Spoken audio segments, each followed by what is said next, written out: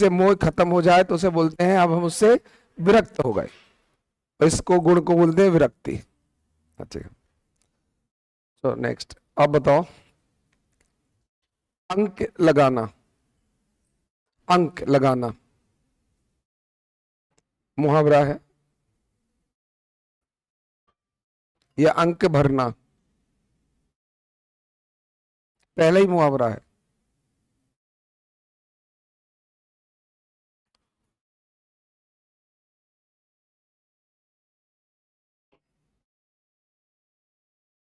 हाँ, गले लगाना। तो नेक्स्ट बताओ, ये बताओ,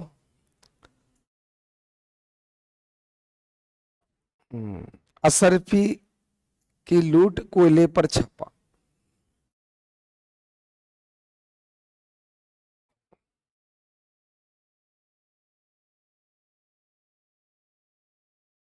नहीं पढ़ा? क्यों? कल आए नहीं थे? अच्छा, आज दीदी यार। हाँ, क्या हो गया? फोन आईफोन 16 1600 का है इसलिए 16 उसका है ना, 1700 का आईफोन 17 होता है। मैंने बोला था वो वाला फोन बंद कर दूंगा, कर दिया। अब इसको मुझे साइलेंट वाइलेंट करना नहीं आता, अब सीखूंगा आजकल मैं ना। चलो बताओ, असरपी की लूट कोयले पर छापा। असरपी की लूट कोयला पर छापा, हिंदी का होमवर्क दिया था ना। कहा था कि अगर 200 में से 150 प्लस नंबर चाहिए तो सब कुछ याद होने चाहिए। ऐसे तुम हॉल में बताया होगी। बताओ, असरफी की लूट कोयले पर छापा।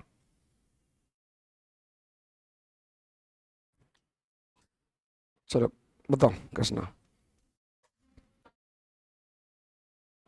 तो असरफी की लूट पर कोयले पर छापा, तो असरफी की जगह हम किस पे दे रहे हैं? सोने की असरफियां रखी हैं, पर कोयले पर छापा मार रहे हैं। तो महत्वपूर्ण चीजों को छोड़ के महत्वहीन चीजों को ज्यादा अपन इंपोर्टेंस दे रहे हैं। चलो नेक्स्ट, सबसे पीछे अब बताओ, अकेला चना भाड़ नहीं फोड़ सकता। हम्म? नहीं, इसका मतलब है एक अकेला व्यक्ति कोई परिवर्तन नहीं ला सकता या कुछ विशेष प्रभाव नहीं ला सकता। अंधेर नगरी चौपट राजा। नहीं पढ़ा? हिंदी नहीं लिया नोट्स? चलो सचिन, अमृत के पर्यायवाची बता दो।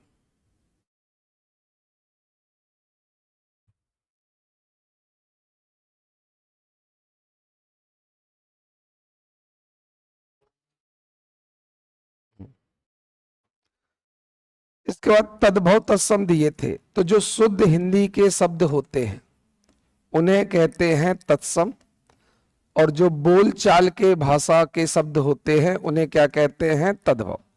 तो जो शुद्ध हम लिखने वाले शब्द होते हैं उन्हें बोलते हैं तद्भव, वो है सत्सम, और जो बोल चाल में यूज करते हैं उन्हें कहते हैं तद्भव। बताओ, कल तुम नहीं आई थी है ना? आए थे तो बताओ, क्यों नहीं मिले जब सबको मिल गए?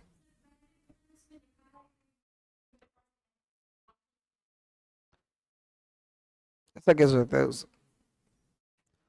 अंगीठी तद्भव है कि तत्सम है? तद्भव है, तो उसका कोई तत्सम होगा?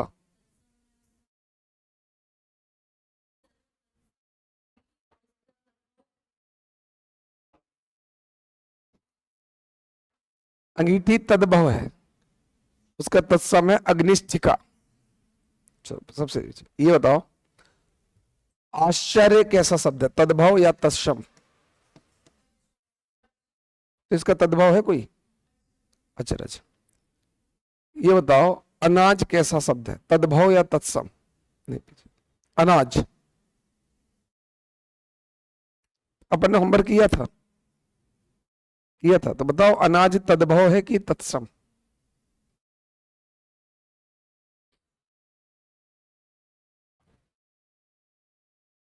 क्या होगा? अनाज तद्भव तत्सम? तद्भव होगा। अनाज तद्भव होगा, जिसका तत्सम क्या होगा? अन्न।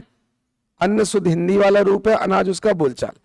तुम लोग यार बताओ, तुम लोग, मैंने सोचा तुम लोग बढ़िया फटाफट बताओगे, फिर अगले कल 5 फिर 5, ऐसे तो टीचर को लगता है बेकार है। तुम लोग 5-5 याद ही नहीं कर सकते न, ऐसा कैसे? 5-5 धीरे धीरे ज्यादा अच्छा है। कौन से? अच्छा अरे वो ऐसा होगा कि मतलब वो ऐसे लिखते लिखते इसके पहले लिखते लिखते नीचे, वो समझ में आ जाए है? अरे एक्चुअली क्या है कि वो सही है, पर एक आगे पीछे होगा तो अपन को बस ऐसे जोड़ देना है, सब सही, वो सारे सही है सब सही, पर वो टाइप किया होगा तो एक लाइन नीचे खिसक गई होगी बस, है ना?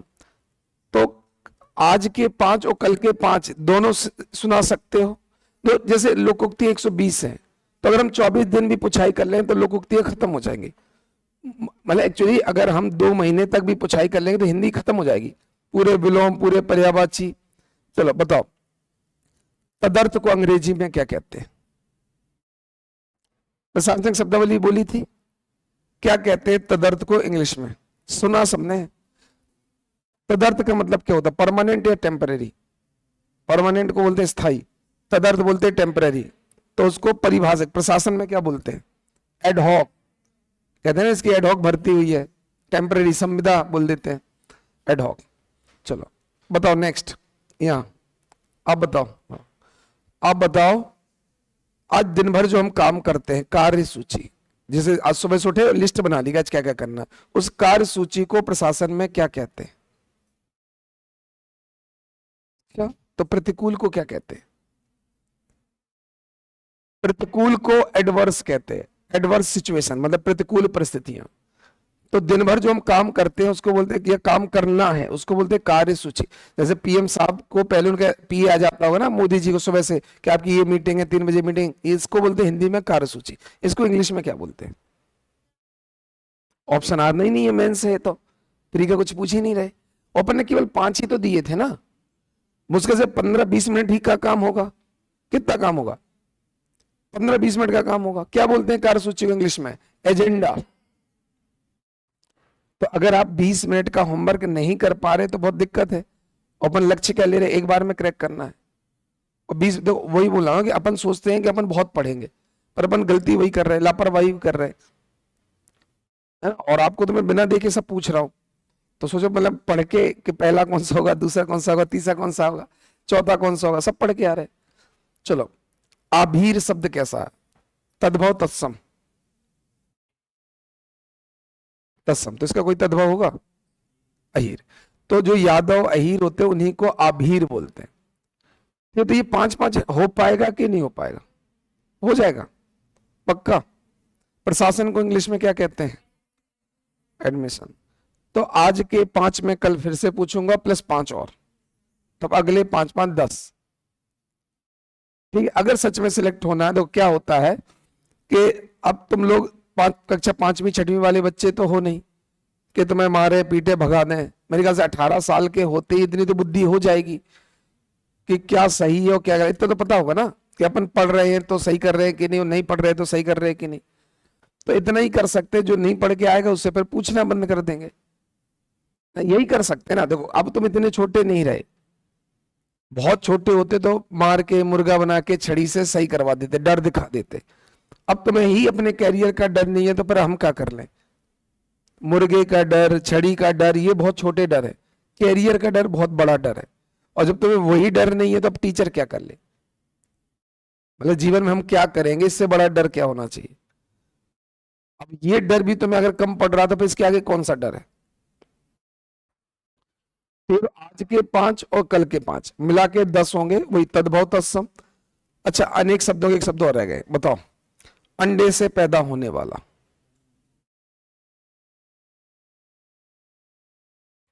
अंडे से पैदा होने वाला क्या कहलाएगा? अंडे से पैदा होने वाला, अंडज। जब भी जा वर्ड कहीं लिखे हो मतलब उससे पैदा हो, जैसे जल से पैदा होने वाला, नीर, नीर मतलब पानी, पानी से भी पैदा होने वाला। ये दोनों किसके पर्यायवाची है? कमल के। कीचड़ में पैदा होने वाला, पंख मतलब कीचड़, पंकज, ये भी किसका है? तो पानी से पैदा होने वाला, नीर मतलब पानी पैदा होने वाला कीचड़ में, तो जा वर्ड कहीं भी मिल जाए मतलब वहां जन्म है, ठीक है। और जा वर्ड मतलब जन्म, और जिसका कभी जन्म ना हुआ हो उसके आगे लग जाएगा आ मतलब उल्टा होता है, समान का उल्टा असमान, ऐसे होता है। तो जा का उल्टा क्या होगा, अज। तो अज मतलब जिसका कभी जन्म है, जैसे ईश्वर को अपन अज बोलते हैं, ये मानते हैं ईश्वर ने कभी जन्म लिए नहीं, वो शुरू से थे। क्लियर? तो पढ़ लो, बोल रहा हूं कि अगर हिंदी 200 नंबर की आएगी तो 70-80 नंबर का तो यही है। अब ये पूरा याद कर लो तो तुम लोगों को ट्रांसलेशन पढ़ाना शुरू कर दें। तो जब सर हिंदी वाले पढ़ाएंगे आपको तो बहुत कम रह जाएगा, छंद, रस, अलंकार, अलंकार तो खत्म हो गए, संधि, समास। तो जब सर पढ़ाने तो 4-5 चीजें ही रह जाएंगी, कि बाकी सब तो मैं पूछ ही ले रहा हूं, पढ़ाई दे रहा हूं, जो होगा समझा ही दूंगा। कर पाओगे कि नहीं, कि ऐसे तो मजा नहीं आएगा होमवर्क देने में। इंग्लिश मीडियम में दिए, उन्हें सबने याद किया, जबकि वो इंग्लिश मीडियम, उन्हें दिक्कत ज्यादा जा रही कि उन्हें हिंदी कम आती है, पर वो डर रहे हिंदी से, इसलिए वो पढ़ के आ जाते हैं। और ये हिंदी मीडियम वाले हैं यार, फिर लोग कहते हैं इंग्लिश मीडियम में सिलेक्शन ज्यादा क्यों हो रहा है। जैसे 2 लाख लोग पेपर देते हैं तो 60,000 होते हैं इंग्लिश मीडियम, 1,40,000 हिंदी मीडियम। जब भी इंटरव्यू देने जाता हूँ इंग्लिश मीडियम ही ज्यादा है। तो हिंदी मीडियम ने केवल भीड़ बना के रखी है, इंग्लिश मीडियम वाले सिंसियरली मेहनत कर रहे हैं, उन्हें जो होमवर्क दे तो करके ले आते हैं यार, कुछ भी बोल दो। और मैंने पूछा कितना टाइम लगा, बोले 10-12 मिनट लगे सर, उसमें है ही क्या था होमवर्क में। फिर बच्चे बोलते हैं कि सर हिंदी मीडियम का रिजल्ट बुरा हो रहा है ना, कि हिंदी मीडियम वाले सबसे लापरवाह है। मतलब भीड़ से थोड़ी होता है, तुम लोगों को 5-5 चीजें दी और नहीं कर पा रहे यार, उनको दी, उन्हें पूरे बैच ने बताया, एक भी बच्चा ऐसा नहीं है। मैप बनाने को बोलते सब बनाते हैं, मतलब उनमें ऐसा कोई भी नहीं है। उनमें अच्छे बच्चे हैं तो सभी अच्छे हैं, आपके में कुछ पढ़ रहे हैं कुछ नहीं पढ़ रहे। हिंदी मीडियम में ऐसे ही होता है, इंग्लिश मीडियम में होता तो सारे पढ़ रहे होते। मेरा जितना ज्यादा सामने इंग्लिश मीडियम से होता सब पढ़ रहे हैं, हिंदी मीडियम मुझे समझ में नहीं आ रहा। वैसे सोच लो, अगर हमारा हिंदी मीडियम मतलब फैमिली बैकग्राउंड उतना अच्छा नहीं रहा होगा, नहीं तो बचपन में इंग्लिश मीडियम नहीं डाल देते कॉन्वेंट वॉन्वेंट में। एक चीज समझो ना, एक तो हमारा मीडियम अच्छा नहीं था, स्कूलिंग कॉन्वेंट डीपीएस में नहीं हुई, तो अरे अब तो पढ़ लो। वो तो यार डीपीएस से पता नहीं कौन कौन से पब्लिक स्कूल से पढ़ के आ गए, वैसी अच्छी स्कूलिंग हो गई उनकी, ऊपर सब यहाँ भी मेहनत कर रहे हैं। और देखना धीरे धीरे एक समय ऐसा आएगा कि हिंदी मीडियम का सिलेक्शन जैसे यूपीएससी में नहीं होता, ऐसी एमपीपीएससी में हो जाएगा। अभी तक क्या इंग्लिश मीडियम की कोचिंग नहीं थी, इंग्लिश मीडियम में मटेरियल नहीं था, तो हिंदी मीडियम वाला इंग्लिश मीडियम वाला भी हिंदी में चेंज कर लेता था। पर अब तो इंग्लिश में नोट्स आ गए हैं, इंग्लिश में कोचिंग्स आ गई हैं, अब आने दो, 1-2 साल रुक जाओ, हिंदी मीडियम तरस जाएगा। जिस दिन इंग्लिश मीडियम आ गया ना, पीएससी तैयार, हिंदी मीडियम कर नहीं पाएगा। हिंदी मीडियम करते ही ऐसा है, वो या तो पढ़ लेगा 18 घंटे या बिल्कुल पढ़ेगा ही नहीं। वो बिल्कुल सिंसियर होते हैं इंग्लिश मीडियम वाले, ये बिल्कुल देख लो, माइंड सेट का अंतर है पूरा। तो हिंदी मीडियम इंग्लिश मीडियम में केवल माइंड सेट का अंतर है। हिंदी मीडियम वाला हाँ हो जाएगा हो जाएगा, इंग्लिश मीडियम वाले कम पढ़ते हैं पर अच्छा पढ़ लेते हैं। तो तुम एक बार वार्निंग दे रहे, 1-8 साल में निकल जाओ, इंग्लिश मीडियम वाला हावी हो जाएगा। और तुम लोग जैसा कर रहे वैसा तो बिल्कुल नहीं होगा। तो कल 10-10 सुना दोगे, 10 तद्भव तत्सम, 10 पर्यायवाची, 10 विलोम, 10 अनेक शब्दों के एक शब्द, 10 लोकोक्तियां, 10 मुहावरे और 10 प्रशासनिक शब्दावली। वही एड हॉक एडमिनिस्ट्रेशन, इसके बाद उसमें था एजेंडा, कार्यसूची, और कौन सा था, एडवर्स, प्रतिकूल, एक और है कोई, 5 कौन कौन से, एफिलिएशन, संबद्ध, किसी चीज से कोई चीज रिलेटेड होती है उसे एफिलिएशन, संबद्ध होना, किसी चीज से अटैच होने को बोलते हैं एफिलिएशन। जैसे this document is affiliated to this letter. तो जब प्रशासन में अपन कोई डॉक्यूमेंट लगाते हैं तो इस कारण से अपन ये डॉक्यूमेंट संबद्ध कर रहे हैं। तो जब आप कोई डॉक्यूमेंट लगा रहे हो तो इसे संबद्ध बोलते हैं। तो कई बार आपने सुना होगा this college is affiliated with this university, कि ये कॉलेज इस यूनिवर्सिटी से एफिलिएटेड है, ऐसा पढ़ा होगा ना। क्योंकि परीक्षा लेना, पेपर बनाना, कॉपी चेक करना, रिजल्ट बनाना, ये यूनिवर्सिटी का काम है, और कॉलेज का काम है पढ़ाई करना, पढ़ाई करना कराना। तो कॉलेज क्या पढ़ाते हैं, और पढ़ने के बाद हमारा पेपर कौन लेती है, यूनिवर्सिटी, रिजल्ट भी कौन बनाती है, यूनिवर्सिटी। इसका मतलब हर कॉलेज किसी न किसी यूनिवर्सिटी से एफिलिएटेड होगी, कि कॉलेज तो केवल पढ़ाती है, कॉलेज पेपर नहीं लेती। पर अगर कॉलेज पेपर लेने लगे तो अपन उसको ऑटोनोमस कॉलेज बोलते हैं। सुना होगा कि ये तो कॉलेज ऑटोनोमस है। ऑटोनोमस मतलब इसको पूरी फ्रीडम है कि यही पढ़ाएगा, यही पेपर लेगा, यही रिजल्ट बनाएगा, तो उस कॉलेज को ऑटोनोमस बोलते हैं, स्वायत्त। इंग्लिश में बोलते हैं ऑटोनोमस, हिंदी में स्वायत्त। स्वायत्तता मतलब फ्रीडम। तो जब कॉलेज को ही पेपर लेने की फ्रीडम हो, रिजल्ट बनाने की फ्रीडम हो, तो उसे बोलते हैं स्वायत्त कॉलेज। तो प्रशासनिक शब्दावली आएंगी। और तुम जितना हिस्ट्री, ज्योग्राफी, पॉलिटी सब पढ़ रहे हो, 33 नंबर का पढ़ रहे हो, समझ क्यों नहीं? ये 200 नंबर का है, तुम नंबर की वैल्यू समझो। अपन पढ़ रहे थे प्रायद्वीपीय पठार। प्रायद्वीपीय पठार को कितने हिस्सों में बांटा गया था, किसके सहारे? इसको क्या बोला था? उत्तरी केंद्रीय उच्च भूमि। और इस वाले हिस्से को क्या बोला था? दक्कन का पठार। चूंकि दक्षिण में, इसलिए से बोलते हैं दक्कन का पठार। फिर उत्तरी केंद्रीय उच्च भूमि को कितने हिस्सों में बांटा? 2। ये मान लो पूरा उत्तरी केंद्रीय, वो केंद्रीय उच्च भूमि, इसको 2 हिस्सों में बांटा। कौन कौन? उत्तरी केंद्रीय उच्च भूमि, और इसमें क्या क्या आ गया था? और क्या आ गया था? हाड़ौती। और ये पूरा क्या हो जाए? नहीं, यहीं तक आएगा। तो अरावली, हाड़ौती, मध्य भारत और बुंदेलखंड, ये सब आ जाएगा उत्तरी में। मालवा, मालवा इसे कौन सी है? बिंद। बिंद में एक बिंद कगारी प्रदेश, और ये कौन सी है? नर्मदा। तो मालवा का पठार, बिंद कगारी प्रदेश, है ना, ये सब होगा। ठीक है। तो ये भिंड, मुरैना, श्योपुर, ये कौन सा पठार है? ठीक है, मध्य भारत है। ये कौन सा है?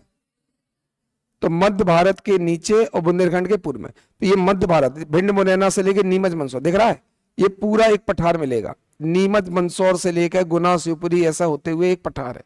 इस पठार को क्या बोले? मध्य भारत।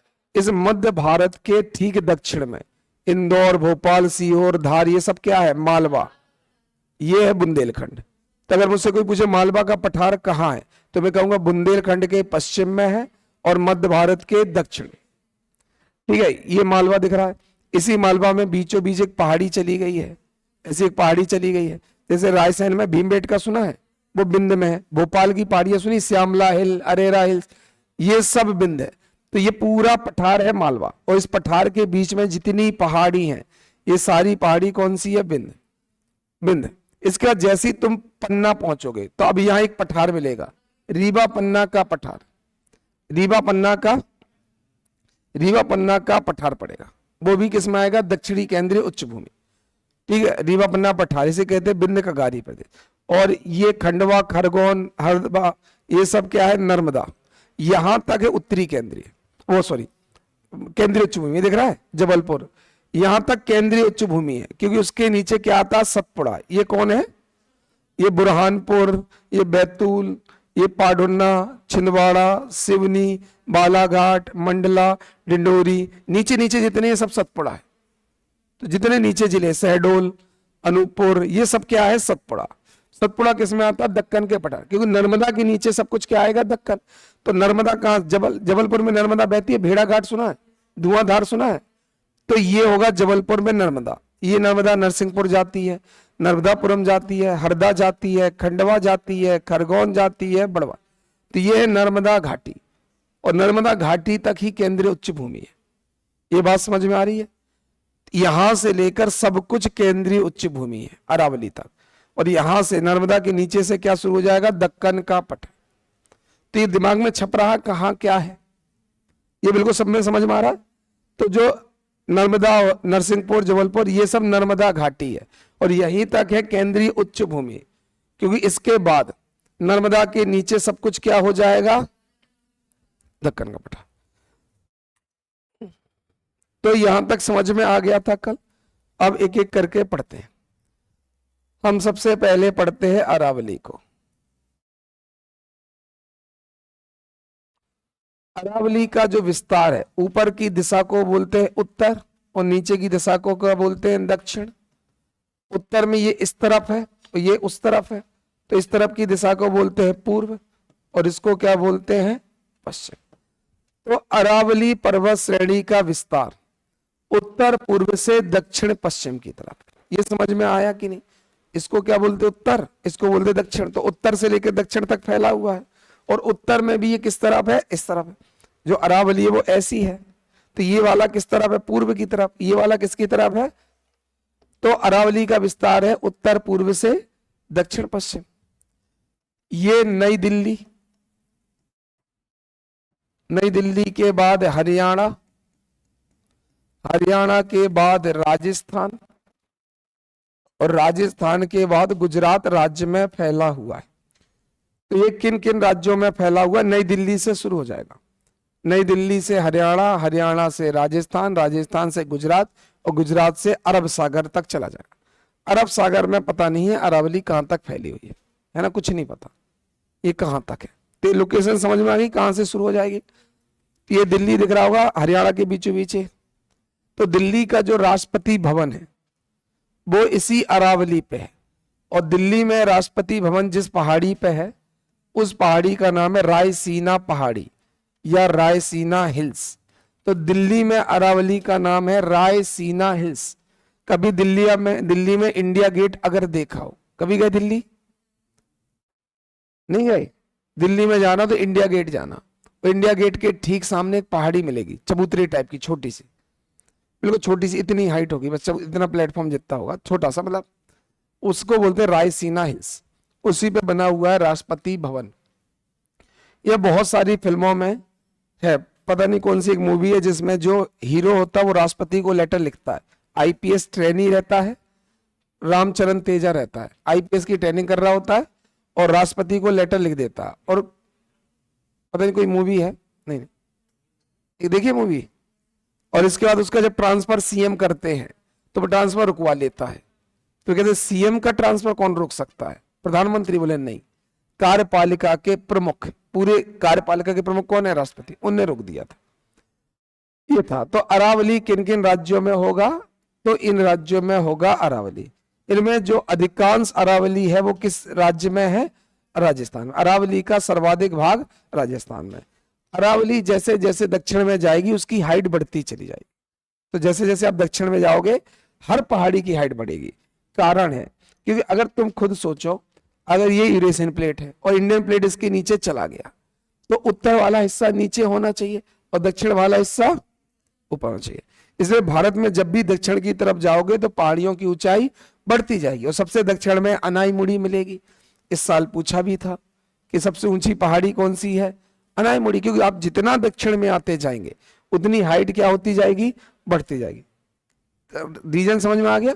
इंडियन प्लेट नीचे है इसलिए ये वाला हिस्सा उठ गया। तो अरावली का विस्तार किस दिशा में है? तो उत्तर पूर्व से दक्षिण पश्चिम में। ये नई दिल्ली, हरियाणा, राजस्थान और गुजरात राज्य में फैला हुआ है। इसका अधिकांश भाग कहां पर है? राजस्थान में। तो हमें राजस्थान में ही इसको देखना है।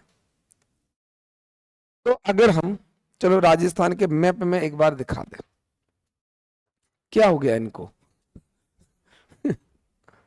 Heart attack, cardiac. इसलिए तुम लोग फिजिकल एक्टिविटी, आसन वासन शुरू कर दो। पद्मासन, वीरासन जो है सब पढ़ा लो, क्योंकि जो हमारी डेली रूटीन है वो बहुत बुरा हो चुका है। अब हम स्टडी टेबल पे ही दिन भर बैठे रहते हैं। तो हार्ट अटैक, चूंकि महिलाओं को नेचर से थोड़ा इम्यूनिटी ज्यादा मिलती है इसलिए महिलाओं को बीमारी भी कम है, महिलाओं को हार्ट अटैक भी कम आता है। उनकी बॉडी थोड़ी सी, भगवान ने, उन्हें पता है कन्या भ्रूण हत्या होना, वैसी लड़कियां मारी जा रही, तो इनको बचा लो। और पुरुष तुरंत मर जाता है।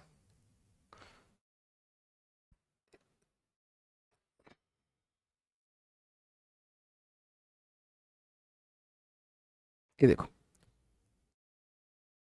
ये झुंझुनू दिख रहा है, यहां से अरावली शुरू होगी और पूरा सिरोही तक आएगी। दिख रहा है उदयपुर सिरोही। तो अरावली झुंझुनू से लेकर कहां तक आएगी? सिरोही जिले तक। तो राजस्थान में किस जिले से शुरू होगी? झुंझुनू। और कहां तक जाएगी? सिरोही, यहां तक। और जैसे जैसे वो जाएगी वैसे वैसे हाइट बढ़ेगी। तो सबसे ज्यादा हाइट किस जिले में होगी? सिरोही में। क्योंकि हम बोले ना झुंझुनू में शुरू होगी तो हाइट कम होगी और बढ़ते बढ़ते बढ़ते कहां चली जाएगी? सिरोही। तो सबसे ज्यादा हाइट कहां होगी? सिरोही में। इसलिए आपने सुना होगा कि अरावली पर्वत का सबसे ऊंचा माउंट आबू, जिसमें गुरु शिखर 1722 मीटर, वो किस जिले में होगा? सिरोही जिले में। सबसे ऊंची चोटी किस जिले में होगी? सिरोही। तो अरावली में सबसे ऊंचा पर्वत है माउंट आबू, और माउंट आबू की भी सबसे ऊंची चोटी कौन सी है? गुरु शिखर। जिसकी हाइट 1722 है, वहां दिलवाड़ा जैन मंदिर है, वहां ब्रह्म कुमारी का आश्रम है माउंट आबू में। इंडिया की सबसे बड़ी किचन वहीं पर है। कभी कोई गया है ब्रह्म कुमारी माउंट आबू? कभी जाना, अच्छी जगह है। मैं नहीं गया, इनविटेशन तो हर बार मिलता उनका, ब्रह्म कुमारी का हर बार। ठीक है, उन्हें लग रहा है मैं उनके समाज में मिल जाऊं, ऐसा उन्हें लग रहा है। ठीक है, तो वैसे ही करते हैं, जो उन्हें लग रहा है कि ये घर से अलग थलग रहता है, इसको पकड़ लो, सन्यासी टाइप का बना दो। तो ब्रह्म कुमारी वाले हर बार बुलाते, आ जाओ, राजयोग कर लो, 7 दिन का कोर्स कर लो। राजयोग तो मुझे करना है, 7 दिन का कोर्स है, देखते हैं क्या सिखाएंगे। उसे बोलते दिव्य शक्तियां मिल जाएंगी। मैं अच्छा, बिना इंटरनेट के सब चलने लगेगा। अब सुनो, तो अरावली का विस्तार राजस्थान में किस जिले से किस जिले तक? झुंझुनू से। अब ये झुंझुनू से जब आप जयपुर तक आएंगे, दिख रहा है जयपुर, तो जब आप झुंझुनू से आएंगे तो जयपुर तक आपको मिलेगा उत्तरी अरावली। तो झुंझुनू से जयपुर तक क्या मिलेगा? तो झुंझुनू, सीकर, ये सब जयपुर तक, ये दिख रहा है जयपुर यहां तक, तो यहां तक पूरा होगा उत्तरी। इसका ये अजमेर दिख रहा है, अजमेर, अजमेर से राजसमंद तक कहलाएगा मध्य अरावली। और राजसमंद के बाद उदयपुर और सिरोही में जितना होगा वो क्या कहलाएगा? दक्षिणी अरावली। तो अरावली को कितने हिस्सों में बांट सकते हैं? 3, उत्तरी अरावली, मध्य अरावली और दक्षिण अरावली। ठीक है, अब झुंझुनू में कुछ खदानें हैं, जैसे खेतड़ी का नाम सुना होगा। तो क्या अरावली खनिज के लिए भी प्रसिद्ध है? बिल्कुल है, क्योंकि यहां पर खेतड़ी खदान है जिसमें क्या मिलता है? तांबा। अच्छा, इसमें एक गूगल सर्च करना, राजसमंद, वो सॉरी, जावर की खदान किस जिले में? मैं ही देख ले रहा हूं, जावर माइन ये कहां पर है? पता नहीं क्या लिखा है इसमें।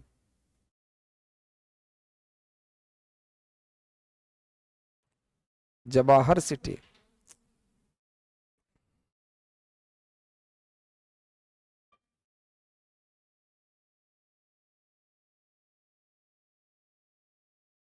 उदयपुर में है, उदयपुर में जावर माइन उदयपुर के आसपास है। चलो ठीक है, वही देखना था। और रामपुर अगुचा ये कहां पर है? रामपुर अगुचा माइन भीलवाड़ा, बहुत बढ़िया। चलो भीलवाड़ा कहीं मिल रहा है, ये मिल रहा भीलवाड़ा। अब देखो सुनो, और वो कहां पर था? खेतड़ी कहां पर था?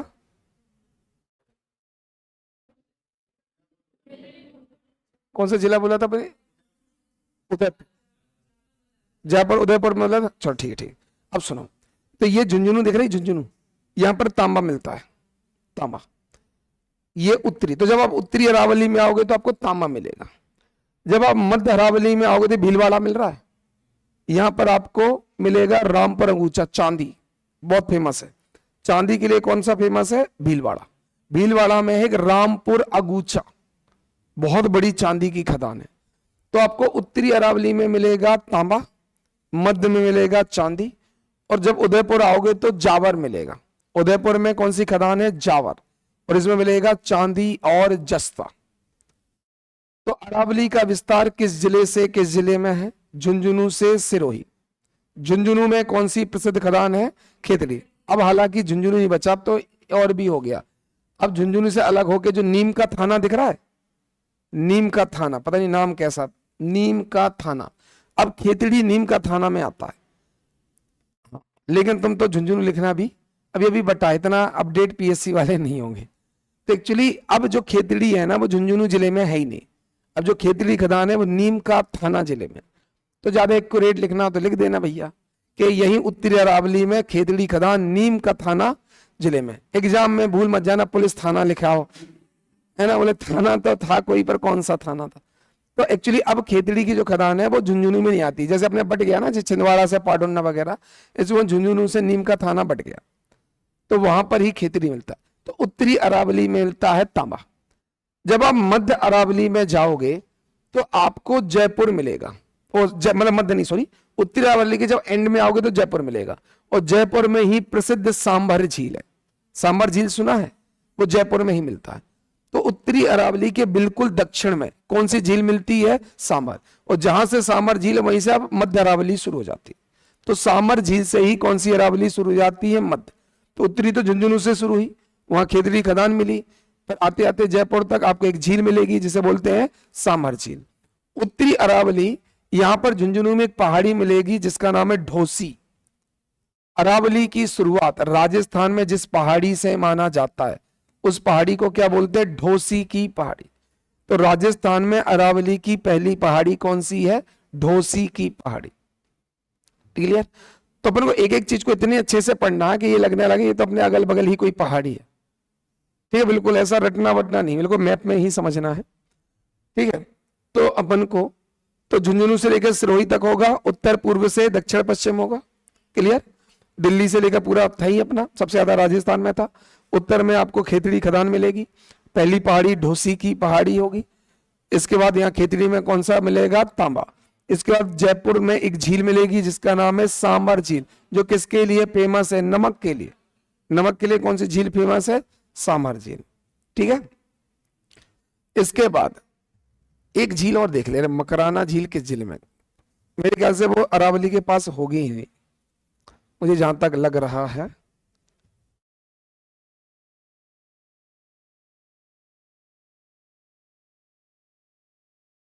मकराना लेक मुझे लगता है कि होगा ही नहीं अरावली के पास, वो होगा अर्ध शुष्क मैदान में।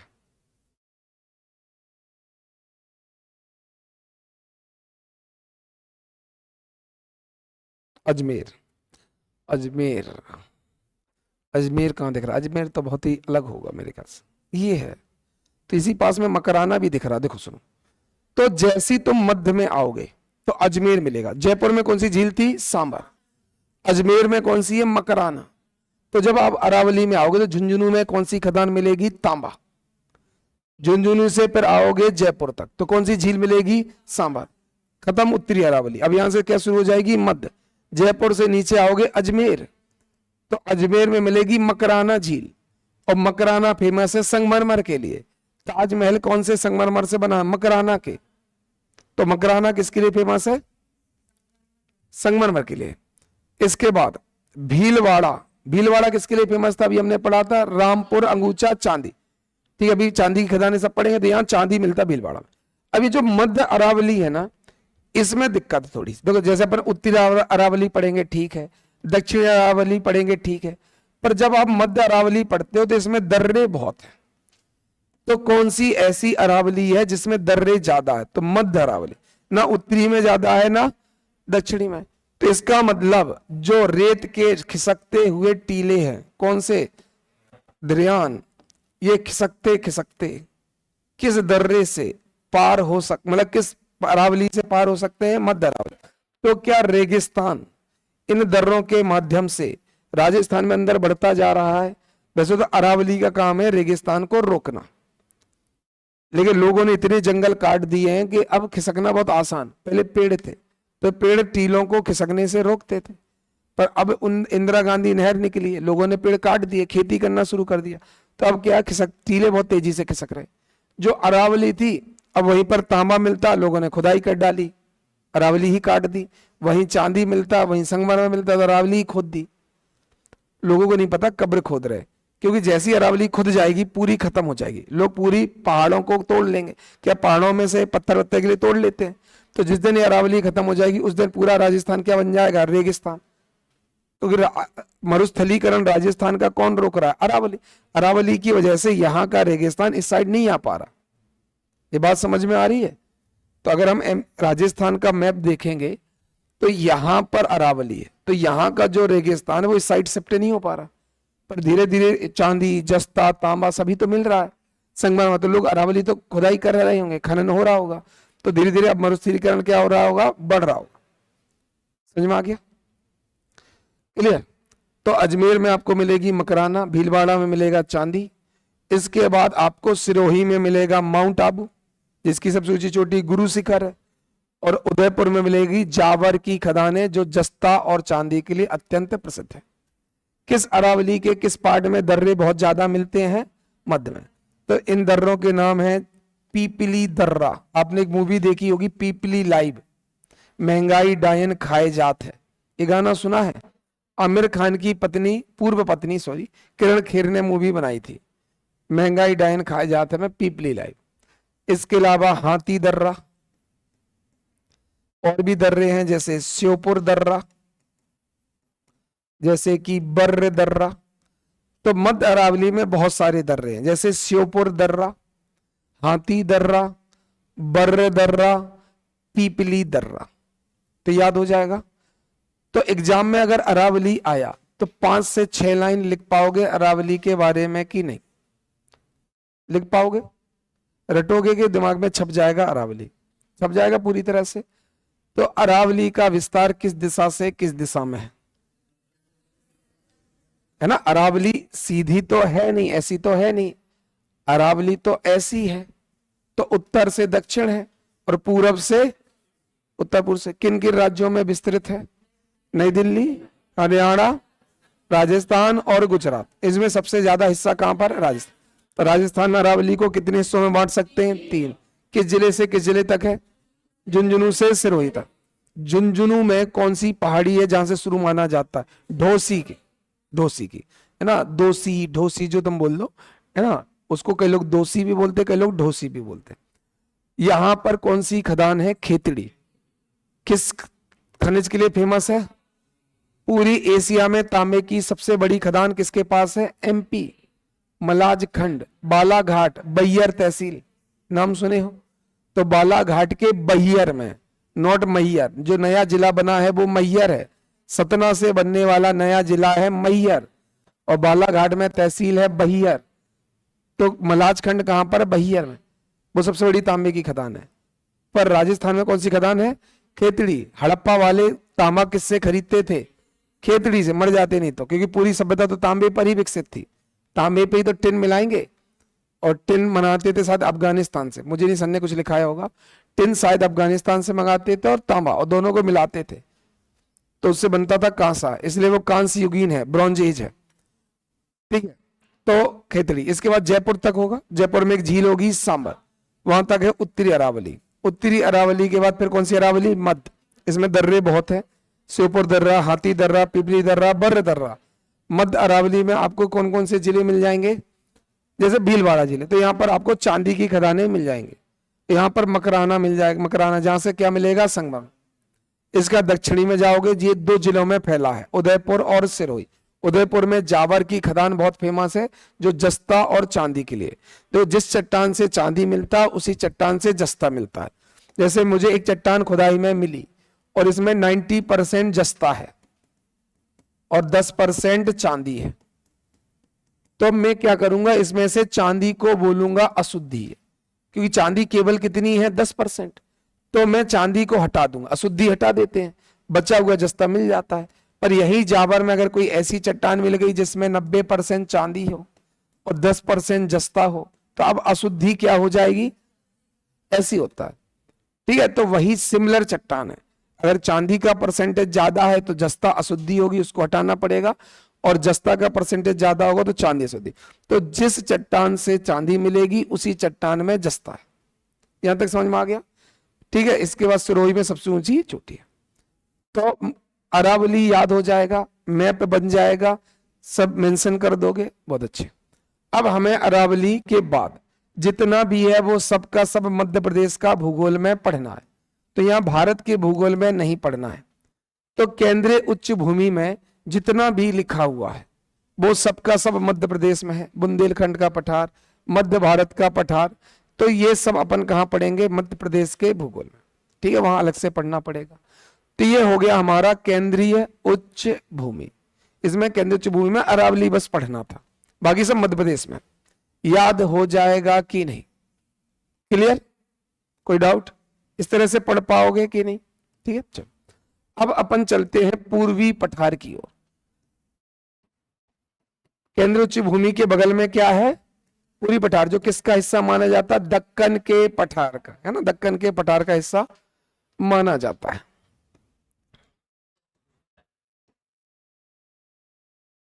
किसमें? अरावली। उसमें ये पहाड़ी, दिशा, ऊंचाई, झीलें, चट्टान, तो धारवाड़ चट्टान है। अगर संगमरमर मिल रहा तो बिंध्य चट्टान है। तो तांबा जहां मिल रहा वहां लिख दो धारवाड़ है, जहां चांदी मिल रही है वहां लिख दो धारवाड़ है, और जहां मकरान है वहां लिख दो यहाँ पर विंध्यन चट्टान है। और तल में सबके ग्रेनाइट और नीस रहता ही रहता है, तो लिख दो जो तली पर है वो ग्रेनाइट। तो चट्टानों की वैरायटी बता दो, धातु बता दो, विस्तार बता दो, जिले बता दो, झील बता दो, दर्रे बता दो। तो पूरी भूकलाकृति बता देना कि उत्तरी पूरी सतत है, दक्षिणी पूरी सतत है, मध्य में दर्रों की अधिकता, तो वो पूरी स्थलाकृति पूरा हो जाएगा। अब हमें समझना है पूर्वी पठार, और पूर्वी पठार में जो पहले समझना है वो है छोटा नागपुर, क्योंकि बघेलखंड का पठार तो अपन एमपी में पढ़ेंगे, तो पूर्वी पठार में एक बघेलखंड का पठार लिखवाया होगा, वो मध्य प्रदेश में आता, सतना रीवा वाले सीधी सिंगरौली वाले में, तो अपन उसको मध्य प्रदेश में पढ़ेंगे। तो मध्य प्रदेश वाला यहाँ कुछ भी नहीं पढ़ना है, तो अपन को अब पूर्वी पठार में सीधे क्या पढ़ना है, छोटा नागपुर का पठार, याद हो जाएगा। चलो ठीक है, अगर अपन भूगोल पढ़ने का तरीका थोड़ा सा बदल लेंगे तो थोड़ा सा इंटरेस्टिंग हो जाएगी, और भूगोल थोड़ी छोटी सी दिखने भी लगी ना, राजस्थान में दिखने लगी, अच्छा यहां से ऐसे होगी। अब अपन को पढ़ना छोटा नागपुर, तो अगर मैं छोटा नागपुर का पठार देखूं तो इसका ये वाला हिस्सा किस राज्य में पड़ेगा, ये वाला हिस्सा पड़ेगा उड़ीसा में, ये वाला हिस्सा पड़ेगा झारखंड में, और ये वाला पड़ेगा छत्तीसगढ़ में।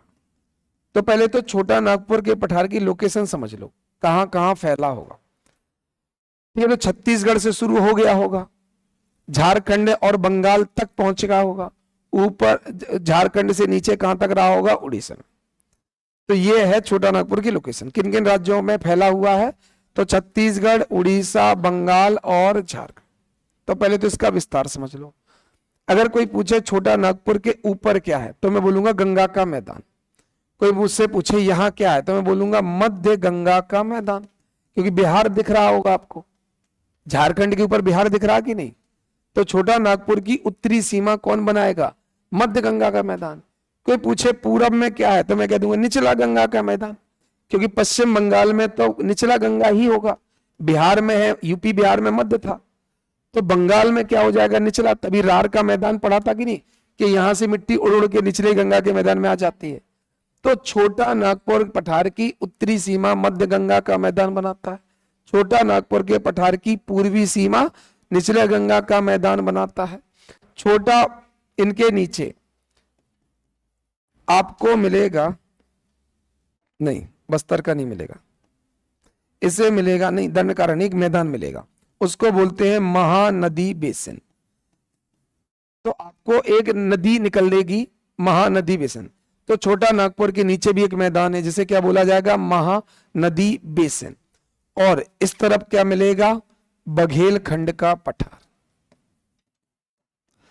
तो क्या छोटा नागपुर के पठार की सीमाएं दर्शाई जा सकती हैं।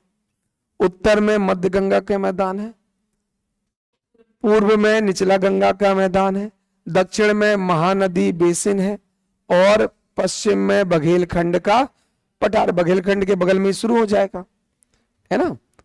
तो जैसे ये दिख रहा होगा सीधी सिंगरौली, बिल्कुल किनारे पे ये दिख रहा सीधी सिंगरौली, ये सीधी है, ये क्या है, सिंगरौली। तो सबसे किनारे पे क्या है, सिंगरौली, तो ये बघेलखंड है, तो यहां तक होगा बघेलखंड, और बघेलखंड के बाद यहां से कहीं शुरू हो जाएगा छोटा नागपुर। तो यहां से पूरा यहां तक बघेलखंड, और यही झारखंड के बीच से शुरू हो जाएगा छोटा नागपुर।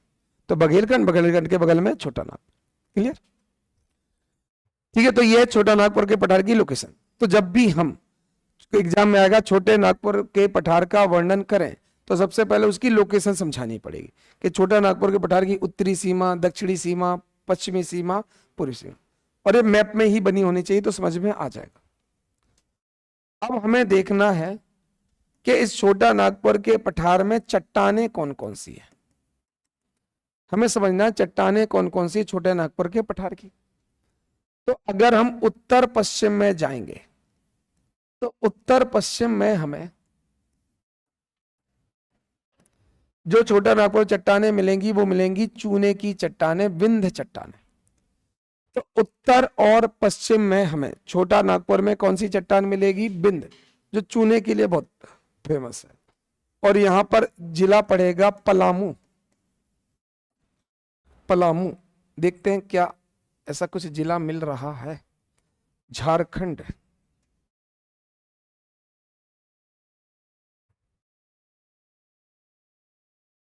बिल्कुल, ये झारखंड का हमने लिया मैप। क्या यहां पलामू दिख रहा है? ये वही जगह है जहां पर बिंद चट्टानें मिलती है। समझ में आ गया? तो चूना जब भी लेना होगा कहां से लेंगे? पलामू से, क्योंकि यही वो जगह है जहां पर आपको क्या मिल रहा है? चूना। दिख रहा है? अब क्या होगा कि यहां पर एक दरार है, बीचों बीच एक दरार है, जैसे नर्मदा एक दरार है ना, जो केंद्र उच्च भूमि, ऐसे छोटा नागपुर में बीचों बीच एक दरार है, जो दरार ऐसे निकलेगी। इस दरार के ऊपर कहलाता हजारी बाग और दरार के नीचे कहलाता रांची। तो यहां बीच में एक दरार है, इस दरार के ऊपर वाला हिस्सा क्या कहलाता है? हजारी बाग का पठार, और नीचे वाला हिस्सा क्या कहलाता है? रांची का पठार। समझ में आ गया? क्लियर? तो छोटा नागपुर का पठार के बीच में एक भ्रंश घाटी होगी, और जब भी भ्रंश घाटी होती है तो क्या उसमें कोई नदी बह रही होती है? कि वो हिस्सा नीचे जाएगा, पानी भर जाएगा नदी। ये कौन सी नदी भ्रंश घाटी है? दामोदर। तो कौन सी नदी छोटा नागपुर पठार को दो हिस्सों में बांट देती है? दामोदर नदी। दामोदर नदी कौन से दो हिस्सों में बांट देती है? बिल्कुल क्लियर, समझ में आ गया? अब कोई हिस्सा चट्टान का बना लो, पे समझा रहे। मैं कभी कभी तो ऐसा लगता है, ऐसा तो नहीं बहुत ऊपर से जा रहा हूं, मैं बहुत ऐसे समझा रहा हूं कि शायद सब समझ में आ रहा हो, और बच्चे के शायद ऊपर से, ऐसा तो नहीं है। क्योंकि कई बार मैं पढ़ाते पढ़ाते बिल्कुल रिलैक्स सा हो जाता हूँ, कहानी सी सुनाने लगता हूँ, और मुझे लग रहा है कि बच्चों को तो मजा आ रहा होगा, और पता चला बच्चा भयंकर बोर हो रहा है कि चल क्या रहा है ना। तो एक्चुअली क्या है मैं बता दे रहा हूँ। एक्चुअली चट्टानें अभी अपन ने पढ़ी नहीं है, कायदे से शुरुआत तो चट्टानों से ही होनी चाहिए थी। बिंद का मतलब होता है पानी में बनने वाली चट्टान। तो जब पानी के नीचे कोई चट्टान बनती है तो वो कौन सी होती है? बिंद। और पानी के नीचे है तो पक्का वहां कैल्शियम कार्बोनेट जरूर होता है। जब कोई पानी के नीचे रहता है ना, तो उसकी त्वचा पानी में खराब हो सकती है। अगर हम बहुत देर तक पानी में रहे तो हाथ पैर सड़े नहीं लगते, गलने लगते कि नहीं? जानवरों के तो कभी हाथ पैर नहीं गलते। इसका मतलब उनकी स्किन के ऊपर कोई ना कोई त्वचा तो होगी, वो त्वचा होती है कैल्शियम कार्बोनेट की। तो जो मछली है, कछुआ है, इन सब के शरीर में कौन सी त्वचा रहती है? Calcium carbonate. जब ये मर जाएंगे तो क्या कैल्शियम कार्बोनेट तली में बैठ जाएगा? इसी कैल्शियम कार्बोनेट से बनता है बिंद चट्टान। तो जब ये कैल्शियम कार्बोनेट इकट्ठा हो जाता तो एक चट्टान बन जाता है। और कैल्शियम कार्बोनेट मतलब चूना। चूने का रासायनिक नाम क्या है? Calcium carbonate. तो समझ में आ गया समुद्र के नीचे जो चट्टान है उनमें चूना क्यों मिलता है। और चूना अगर बहुत दिनों तक दबा रहे तो वही बन जाता है संगमरमर। तो जहां बिंद चट्टानें होती है वहां संगमरमर जरूर होता है। ये बात समझ में आ रही है कि नहीं? तो बिंद चट्टानें मतलब ये हिस्सा कभी समुद्र के या किसी पानी वाले स्थान में दबा होगा, बिल्कुल दबा होगा, क्योंकि प्रायद्वीपीय पठार इंडियन प्लेट है ना। सोचो ना, इंडियन प्लेट ऐसी थी, यहां पर झारखंड था, क्योंकि ऊपर मैदान में बिहार होगा। मैदान तो बाद में बना, हिमालय बनने के बाद। इसका मतलब ये वाला हिस्सा समुद्र में डूबा हुआ होगा। नहीं लग रहा है ऐसा? बिल्कुल लग रहा है। तो झारखंड, जैसे एमपी में सतना रीवा नाम सुने हो, तो एमपी में सतना रीवा में इतना चूना क्यों है? क्योंकि ये भी समुद्र के नीचे दबा हुआ। ये पूरा मैदान है, और ये बहुत बाद में बना, पहले गड्ढा था हिमालय की नदियों ने। तो जितना तुम गंगा का मैदान बोलते हो ना, ये गड्ढा होता था, उसके नीचे पूरी इंडियन प्लेट है, तो ये भारतीय प्लेट है। तो ये पूरी भारतीय प्लेट थी। जितना पठार पड़ते ना, मध्य भारत का पठार, बुंदेलखंड का पठार, रीवा पन्ना का पठार, बघेलखंड। पठार मतलब भारतीय प्लेट, जिसको कहते हैं ना भारतीय प्लेट जा रही थी, वो पठार जा रहा था। और उसके ऊपर कौन सा सागर हुआ करता था? टैथिस। तो क्या टैथिस की वजह से हिस्सा पानी में डूबा हुआ हो सकता है? इसलिए सतना रीवा में कौन सी चट्टान है? बिंद। झारखंड में भी क्या है? ये झारखंड दिख रहा है, यहां से टैथिस सागर हुआ करता था। तो क्या टैथिस सागर की वजह से झारखंड में बिंद चट्टानें नहीं बनी होगी? ये राजस्थान है, अरावली के इस तरफ पूरा तैतीस सागर था। तो राजस्थान के इस तरफ, एमपी के इस तरफ, छत्तीसगढ़ के इस तरफ, झारखंड के इस तरफ पूरे तैतीस सागर होता था। इसलिए किनारे किनारे राजस्थान से लेकर बिहार के सासाराम तक बिंद चट्टानें फैली हुई है, पूरी पूरी की पूरी। तो क्वेश्चन आता है भारत में बिंद चट्टानें कहां से कहां तक है? तो राजस्थान से लेकर बिहार के सासाराम तक कौन सी चट्टानें फैली हुई है? क्योंकि ये कभी तैतीस, इमेजिन कर पा रहे हो? क्योंकि पहले ना तो हिमालय था कभी, ना मैदान था, समुद्र हुआ करता था। और समुद्र के नीचे जानवर रहते होंगे, उनमें कैल्शियम कार्बोनेट होंगे, उनकी कभी हार्ट अटैक से मृत्यु हो ही गई होगी, सर ने पढ़ाया है। मछली तैरते तैरते हार्ट अटैक आ गया, मर गई होगी, नीचे कैल्शियम कार्बोनेट जमा हुआ होगा, कैल्शियम कार्बोनेट पर दबाव पड़ा होगा तो वो ठोस हो गया होगा, चट्टान बन गई होगी। उसी में चूना मिलता है। अगर चूना लंबे समय तक दबा रहे तो वही किस में बदल जाता है? संगमरमर। तो चूना कैसी चट्टान है? अवसादी, क्योंकि अवसादों के दबने से बन गई। पर संगमरमर कैसी चट्टान है? रूपांतरित। चूना जब रूप बदल ले तो क्या बन जाता है? संगमरमर। ये बातें पढ़ रही है पल्ले, जो ये बड़े बुजुर्गों वाली बातें हो रही है, ये बड़े बुजुर्ग क्लास के समझ पा रहे हैं कि नहीं? नहीं समझ पा रहे कि बिंदु चट्टान होती क्या है, कैसे बनती है। सच में बता रहे, ऐसा बहुत ही कम जगह मिलेगा सीखने को, है ना। बहुत ही कम जगह हो जहाँ से सिखाया जा रहा, तो सीख लो तो बहुत आसान हो जाएगी भूगोल। क्लियर? तो ये कॉन्सेप्ट क्लियर हो गया कि झारखंड के ऊपर क्यों मिल गई आपको बिंदु चट्टान, क्योंकि पहले तहते सागर था। अब समझो, जब कोई हिस्सा नीचे धस रहा होगा, जैसे मान लो अपन रह रहे हैं ना, कहीं भी रह रहे, एमपी में रह रहे हैं, तो एमपी में मान लो कहां रह रहे हैं, एमपी मान लो, ये मान लो सागर से लेकर भोपाल तक का हिस्सा पूरा नीचे धस जाए, तो क्या सागर से भोपाल तक पेड़ भी होंगे? वो भी नीचे चले जाएंगे। घर होंगे, वो भी नीचे चले जाएंगे। फैक्ट्री होंगी, वो भी नीचे। तो जब ये पूरा का पूरा चट्टान का टुकड़ा धस जाए तो सब कुछ धस जाएगा। तो जब भी कोई दरार बनती है, भ्रंश घाटी बढ़ती है, कोई नीचे हिस्सा धसता है, तो क्या वहां पर पेड़ दबते होंगे? और जब भी पेड़ जमीन में नीचे दब जाते हैं तो वो किस में बदल जाता है? ना। तो यहां पर जो दामोदर भ्रंश घाटी है, इस भ्रंश घाटी में क्या मिल रहा होगा? कोयला। कोयला मिल रहा होगा। तो अगर आप मैप देखेंगे राजस्थान का, इसका झारखंड का, तो ये बोकारो दिख रहा है, कोयले के लिए बहुत फेमस है। ये दरार घाटी है। धनबाद दिख रहा है, रामगढ़ दिख रहा है, ठीक है। ये सब किसके लिए फेमस है? कोयले के लिए। तो क्योंकि ये बीचों बीच, तो इस तरफ हजारीबाग, इस तरफ रांची है, बीच से क्या निकल गई? दामोदर। तो दामोदर जहां से निकल गई होगी वो भ्रंश घाटी है, और ये आगे तक जाएगी, मतलब पश्चिम बंगाल में भी दामोदर भ्रंश घाटी होगी, क्योंकि बंगाल में भी थोड़ी दूर तक पठार है और फिर मैदान है। तो अगर हम बंगाल का मैप निकाल के देखें, तो ये मैप से पढ़ाते हैं, इससे समझ में आता है। इस मैप की वजह से मैं आलसी स्लाइडर बना के नहीं लाता, क्योंकि गूगल में दिख तो जाएगी। और कौन स्लाइड में फिर इतनी मेहनत कर, ये जैसे बंगाल की बात कर रहे हैं।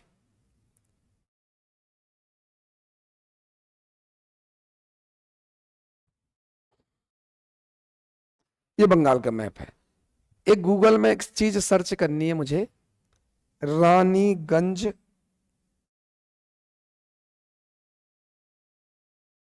माइन किस जिले में है, ये बस पता करना है। पश्चिमी बर्धमान जिला, ठीक है, ये लिखा। अब पश्चिमी बर्धमान की लोकेशन देखते हैं ना।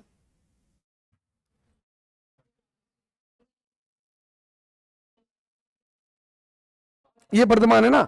अब सुनो, बर्धमान को अब दो हिस्सों में, पुराना मैप है, अब बर्धमान के दो हिस्से हो गए। ये वाला हिस्सा क्या कहलाएगा? तो क्या छोटा नागपुर आएगा? तो यहां तक नहीं आएगा, आएगा। तो यहां पर आपको एक खदान मिलेगी जिसका नाम है रानीगंज।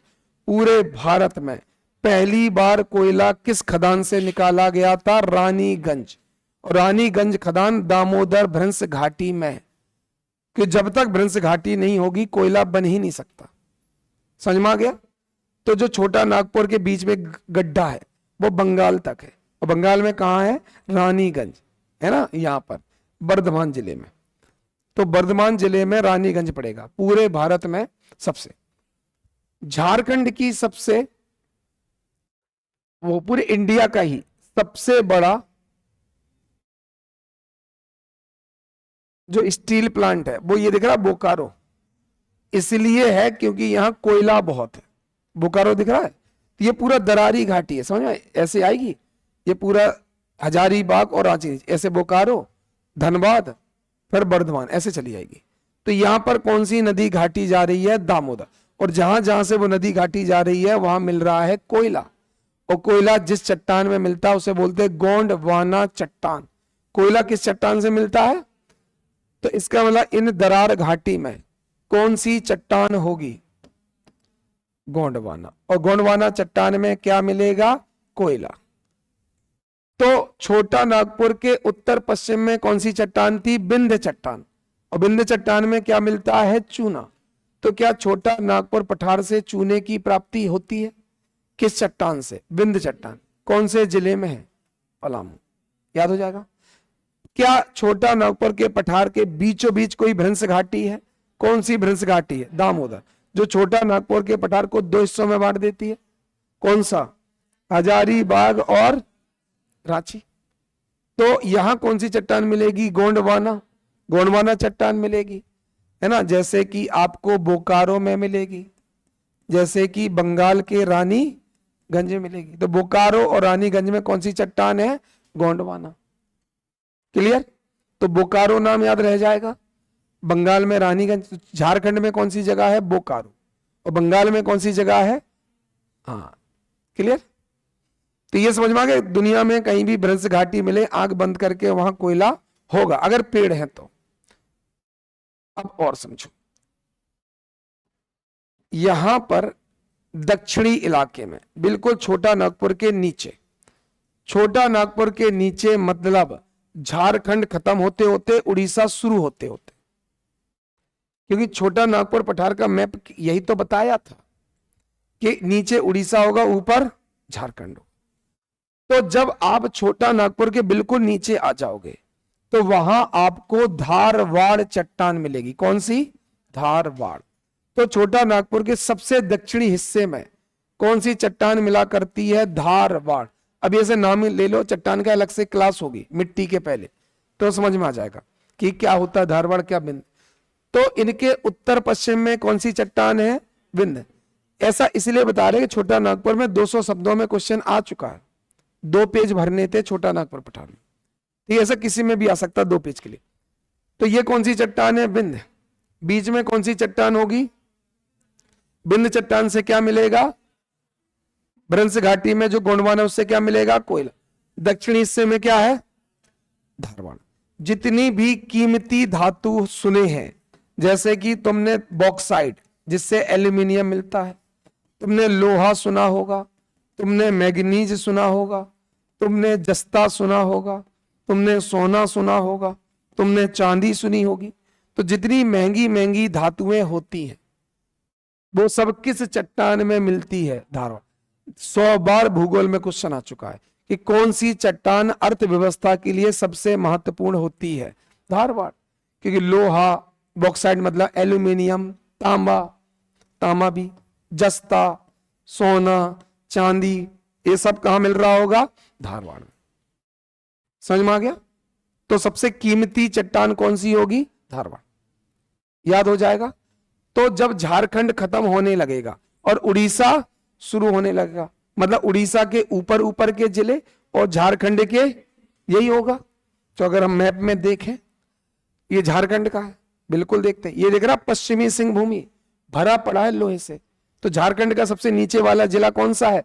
पश्चिमी सिंहभूमि। हमने बोला छोटा नागपुर पठार के सबसे नीचे, मतलब झारखंड के बिल्कुल नीचे, उड़ीसा के बिल्कुल, मतलब उड़ीसा के जो सबसे ऊपर वाले जिले होंगे वो फेमस होंगे। अगर मैं उड़ीसा का मैप निकालूं तो एक बार मैप कर लो और पूरा वो परमानेंट, इससे खनिज भी तो तैयार हो रहे, खनिज तैयार नहीं हो रहे। चलो ये उड़ीसा का मैप निकाला है, उड़ीसा में कहा? नीचे या ऊपर? ऊपर। ये झारखंड खत्म हुआ, कौन सा? मयूरभंज फेमस है, क्योंझर फेमस है, सुंदरगढ़, MKS अत्यंत फेमस है लोहे के लिए, तांबे के लिए, सोना चांदी सब मिलेगा। तो झारखंड के सबसे नीचे क्या मिलेगा? पश्चिमी सिंहभूम। और उड़ीसा के सबसे पहले मयूरभंज, क्योंझर, सुंदरगढ़, ये सुंदरगढ़ क्योंझर MKS। ठीक है, तो यहां पर फेमस है। धारवाड़ है, तो उड़ीसा के ऊपर ऊपर के जिले में धारवाड़ है, झारखंड के नीचे नीचे जिले में धारवाड़। तो झारखंड का पश्चिमी सिंहभूमि लोहे के लिए बहुत फेमस जिला है, उड़ीसा के लिए मयूरभंज, सुंदरगढ़ और क्योंझर बहुत फेमस है। एग्जाम में लिख पाओगे, बना। तो छोटा नागपुर में कौन कौन सी चट्टानें हो चुकी है? विंध्य चट्टानें मिल गई हैं, दरार में गोंडवाना चट्टान मिल गई है, नीचे पे धारवाड़ मिल गई है। विंध्य से क्या मिलेगा? गोंडवाना से, धारवाड़ से। क्वेश्चन आया था छोटा नागपुर का आर्थिक महत्व समझाओ, तो इंपोर्टेंस समझा पाओगे कि भैया चूना मिल रहा है, कोयला मिल रहा है, लोहा तांबा वगैरह मिल रहा है, और समझो, ध्यान से समझो। जब इंडियन प्लेट जा रही थी तो क्या किसी ज्वालामुखी हॉटस्पॉट के ऊपर से गुजरा था? कौन सा? रीयूनियन। देखो वर्ल्ड का मैप देखोगे तो अफ्रीका दिख रहा है, अफ्रीका में ये छोटा सा टुकड़ा मेडागास्कर दिख रहा है, इसी के बगल में रीयूनियन है। भारत जब टूट के जा रहा था तो रीयूनियन से लावा किस पे फैल गया था? भारत पे। और वो लावा यहां तक फैला ऐसा, तो छोटा नागपुर तक फैल गया थोड़ा सा। तो अगर मैं छोटा नागपुर का मैप बनाऊंगा तो यहां पर क्या फैल गया है? लावा। पूरा छोटा नागपुर नहीं फैल पाया, थोड़े से छोटा नागपुर में भी लावा फैल गया। तो समझ में आ गया? पूरा महाराष्ट्र, पूरा एमपी, और पूरा एमपी के बाद बघेलखंड, बघेलखंड के बाद झारखंड की शुरुआत तक, यहां तक लावा फैला हुआ है। तो जब आप जाओगे यहां पर, तो यहां पर लावा फैल चुका होगा यहां पर। तो ये पूरा इलाका है जहां पर क्या फैल गया है? लावा। तो छोटा नागपुर के पश्चिमी हिस्से में, अच्छी बात समझ में आ रही कि नहीं? किसको पल्ले पड़ रही है पहले तो बता दो, किसको किसके पल्ले पड़ रही है? सबके पल्ले पड़ रही है, बहुत ही अच्छी बात है। तो जो लावा पश्चिम से फैलना शुरू हुआ वो कहां तक फैला? अब मुझे बताओ, लावा जब फैला होगा तो छोटा नागपुर का उतना हिस्सा जहां जहां लावा फैला वो ऊबड़ खाबड़ होगा या समतल हो जाएगा? चलो तो समझते हैं। आज तुम क्या करना, कोई ऐसी एक शेप वाली चीज लेना जो ऊबड़ खाबड़ सी हो ऐसी, और उसमें भर देना दूध या लिक्विड पानी। तो मुझे बताओ ऊपर की सतह कैसी हो जाएगी? होगी कि नहीं? पूरे एमपी में सबसे ज्यादा डेवलप्ड पठार कौन सा है? मालवा का पठार। भोपाल इंदौर से ज्यादा डेवलप शहर कौन से? क्योंकि पठार तो उबड़ खाबड़ होते ही है, पर जहां लावा फैल जाए वो कैसा हो जाता है? तो खेती करना आसान कहां होगी? लावा वाले। खेती करना, शहर बसाना, रेल रोड, उबड़ खाबड़ जगह में दिक्कत होगी ना, रेलवे लाइन बिछाने में। पहले तो समतल करो, मेहनत करो, खर्चा करो। तो मालवा के पठार में लावा फैल गया, इसलिए वो इतना अमीर हो गया। का थोड़ा सा मध्य भारत में फैल जाता, बुंदेलखंड में थोड़ा सा फैल जाता। बात समझ में आ गया? तो मालवा की किस्मत अच्छी है, तो उसमें उसने कितना दर्द झेला होगा, इतना गर्मा गर्म लावा फैला होगा, है ना। जैसे तुषार कपूर को तवे में बिठा देते हैं, कौन सी मूवी है? गोलमाल में, ऐसी मालवा पे लावा फैलाया। तो वो छोटा नागपुर का क्या पश्चिमी इलाका लावा से ढक चुका है? तो बिल्कुल सपाट हो चुका है, इसलिए इसको सपाट तो नहीं बोलते पर पाट बोलते हैं। लावा से ढके हुए इस क्षेत्र को क्या बोलते हैं? पाट प्रदेश। समझ में आ गया? तो छोटा नागपुर का वो इलाका जो लावा से ढका हुआ है। और लावा किस चट्टान से बनता है? बेसाल्ट चट्टान। लावा किससे बनता है? अगर जमीन के नीचे लावा फैल रहा है तो ग्रेनाइट। तो एक चीज नोट कर लो, दो तीन चीजें हैं, समझो। एक है महाद्वीप और एक शब्द आता है महासागर। तो महाद्वीप का जो प्लेटफॉर्म है, महाद्वीप की जो चट्टान है वो किसकी बनी होती है? और महासागर की जो चट्टान है वो काय की बनी होती है? पहली तो एक चीज ये याद कर लो। दूसरी चीज ये याद कर लो कि अगर धरती के नीचे लावा जमा हो रहा है तो वो ग्रेनाइट होगा, और धरती के ऊपर लावा जमा हो रहा है तो, ये दो शब्द समझ लो। अगर महाद्वीप का लावा है तो वो ग्रेनाइट है, और महासागर का है तो बेसाल्ट।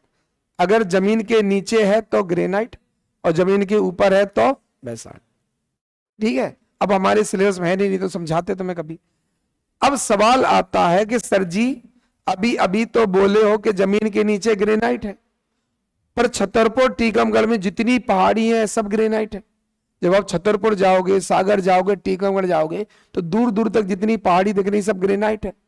अभी अभी बोले धरती के नीचे आती है, तो जब ग्रेनाइट धरती के नीचे है तो पहाड़ियां क्या कर रही ग्रेनाइट की? उन्हें तो जमीन के नीचे होनी चाहिए। तो कारण है, ये कब की बात है? आज से 4.5 अरब साल पहले, जब धरती पर लावा ठंडा हुआ होगा। तो धरती के नीचे जितना ठंडा हुआ होगा वो कौन सा होगा? क्या 4.5 अरब साल में ऊपर की परत का अपरदन हुआ होगा? पूरी की मिट्टी, ऊपर की चट्टानें कट चुकी होंगी। तो अब जो भी पहाड़ियां दिख रही वो कहाँ की हैं? जमीन के नीचे की चट्टानें। तो बुंदेलखंड में जितनी पहाड़ियां हैं वो कभी कहाँ हुआ करती थी? जमीन के। पर अब वो सब कटा हो गया। 4.5 अरब साल बहुत होते हैं, अरबों साल में तो लेयर कट ही गई। समझ में आ गया? तो वो सब के सब नीचे थे बुंदेलखंड, आज वो ऊपर दिख रहे हैं। तो दो ये कॉन्सेप्ट याद रहेंगे, महाद्वीप और महासागर। समझ गए? जैसे उत्तरी अमेरिका एक महाद्वीप है तो कायगी से बना होगा, ग्रेनाइट। दक्षिणी अमेरिका एक महाद्वीप है, मतलब जितनी जमीन दिख रही है, ये रूस दिख रहा है महाद्वीप, ग्रेनाइट। तो जितनी जमीन दिख रही है सब कैसे बना है? ग्रेनाइट। जैसे प्रशांत महासागर, यहाँ डुबकी लगाओगे तो नीचे चट्टान से टकरा जाओगे। वो चट्टान कौन सी होगी? ये कौन सा होगा? बेसाल्ट। ये समझ में आ गया? अब बच्चों ने कहा सर ऐसा क्यों, समुद्र के नीचे बेसाल्ट ही क्यों और ऊपर वाला ग्रेनाइट है क्यों? तो समझो, जैसे मान लो ये हमने दो लावा बनाया, ध्यान से समझना। एक लावा है बिल्कुल हल्का और एक लावा है बिल्कुल भारी। तो क्या हल्का वाला लावा थोड़ा सा भारी की तुलना में ऊपर तक रहेगा कि नहीं?